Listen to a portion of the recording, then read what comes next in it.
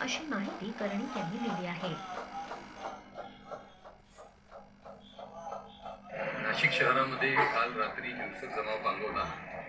नाशिक शहर पोलीस दलाच्या अधिकारी व अंमलदारांनी अतिशय स्विफ्ट आणि अतिशय स्ट्रॉंग ॲक्शन घेतली. त्यामुळे अर्ध्या तासाच्या आतच सर्व परिस्थिती नियंत्रणात आली आणि आज आपण बघताय की शहर सुरळीतपणे चालू आहे. त्याबद्दल मी त्यांचं अभिनंदन करतो. त्यातले काही अधिकारी व अंमलदार हे यांना दगडं लागली, ते इंज्युअर्ड झाले. त्यांना सिव्हिल हॉस्पिटलला आपण ॲडमिट केलेले. त्यांना आपण आता बघितलेले सगळ्यांची प्रकृती चांगली आहे आणि ते रिकवर होत आहे. एकूण 21 अधिकारी व अंमलदार जखमी झालेले आहेत.